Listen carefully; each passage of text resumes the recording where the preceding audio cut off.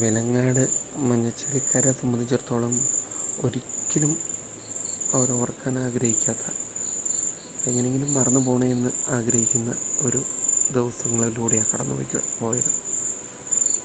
ആ ഭീകരമായ രാത്രിയും മഴയും അതിൻ്റെ കെടുതികളും ഒക്കെ ഉണ്ടായ ആ ദിവസം, അന്ന് രാത്രി മഴ വന്നു കഴിഞ്ഞപ്പോൾ വെലങ്ങാടുന്ന് ഗ്രൂപ്പുകളിലൂടെയൊക്കെ മെസ്സേജ് വന്നു, മഞ്ഞച്ചില്ലയിൽ ഉരുൾപൊട്ടൽ, അവിടെ മാറ്റിപ്പാർപ്പിക്കണം, ആൾക്കാരെ റെസ്ക്യൂ ചെയ്യുവാനുള്ള സഹായം ചെയ്യാൻ പറ്റുന്നവർ അവിടെ എത്തിപ്പെടുക, വെലങ്ങാട് നിന്ന് ആൾക്കാർക്ക് വരാൻ പറ്റുന്നില്ല. ഇതൊക്കെ കേട്ട് ഞങ്ങളിങ്ങനെ ഇത് കേട്ടുകൊണ്ടിരുന്നപ്പോഴാണ് ഞാനും മത്തായി മാഷും കൂടെ വീട്ടിൽ നിന്നിറങ്ങി അങ്ങോട്ട് പോകുന്നു.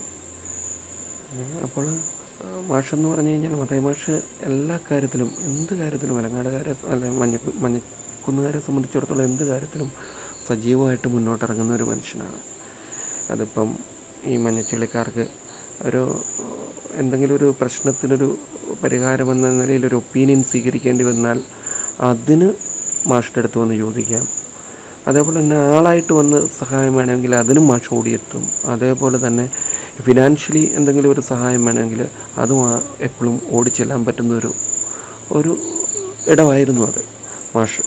അപ്പം സ്വാഭാവികമായിട്ടും ഞങ്ങളൊന്ന് പെട്ടെന്ന് അവിടെ ചെന്നു.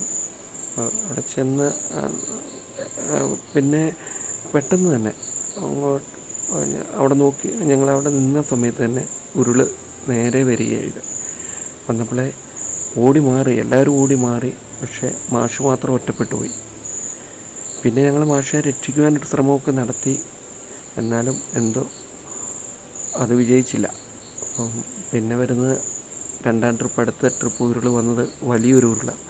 അതിൽ കംപ്ലീറ്റ് ആ ഭാഗം, മാഷ് നിന്ന ഭാഗവും കടയും അതിൻ്റെ അടുത്തുണ്ടായിരുന്ന മാഷിൻ്റെ ജ്യേഷ്ഠൻ്റെ ഓർമ്മയ്ക്ക് വേണ്ടി മാഷ് തന്നെ പുതുക്കി പണിത ഗ്രോട്ടോയും ഇതെല്ലാം എടുത്തു പോവുകയാണ്.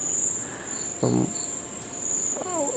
എനിക്ക് തോന്നുന്നു ഒരു പക്ഷേ ആ ഗ്രോട്ടോയിൽ മാതാവും മാഷും കൂടെ അതിലെ അങ്ങ് ഒഴുകിപ്പോയത് കൊണ്ട് ഇപ്പറേ ഞങ്ങൾ നിന്ന 40 പേരോളം ഞങ്ങൾ നിന്ന വീട് സുരക്ഷിതമായിട്ട് നിന്നു. അല്ലെങ്കിൽ ആ ഉരുളിന് നേരെങ്ങി വരികയാണെങ്കിൽ ഒരുപക്ഷെ ആ കടയും ഗ്രോട്ടോയും ഭാഗങ്ങളും അവശേഷിക്കുകയും തൊട്ട് താഴെ 10-40ഓളം പേര് നിൽക്കുന്ന വീട് എടുത്തു പോവുകയും ചെയ്യും. ഇപ്പം തമ്പുരാൻ്റെ തീരുമാനം അതായിരിക്കാം. അതുകൊണ്ട് ശരിക്കും പറഞ്ഞാൽ അത് നാടിനു വേണ്ടി, നാട്ടുകാർക്ക് വേണ്ടി, നാടിന് ഏറ്റവും വേണ്ടപ്പെട്ട വ്യക്തിയെ രക്തസാക്ഷിയായി രക്ഷിക്കുകയാണ് ചെയ്തത്. ഞങ്ങൾക്കൊരിക്കലും എന്തൊക്കെയാണെന്ന് പറഞ്ഞാലും ഓർക്കാൻ ഒട്ടും ആഗ്രഹിക്കുന്നില്ല. ആ ദിവസം എങ്ങനെയെങ്കിലും മറന്നു പോണേന്ന് മാത്രമേ ഞങ്ങളുടെയൊക്കെ മനസ്സിൽ നിന്ന് ഉള്ളൊരു പ്രാർത്ഥനയുള്ളൂ. ശരിക്കും ഞങ്ങൾക്ക് വേണ്ടി രക്തസാക്ഷിയായി തീരുകയാണ് ചെയ്തത്, ഞങ്ങൾ ഈ ആ പ്രദേശത്തുകാർക്ക് വേണ്ടി. ഇതെല്ലാം ഒരു ദൈവത്തിൻ്റെ തീരുമാനം, അതിനെ നമുക്കാർക്കും മറികടക്കാനാവില്ല എന്നത് മാത്രം ഓർത്ത് സമാധാനിക്കുന്നു.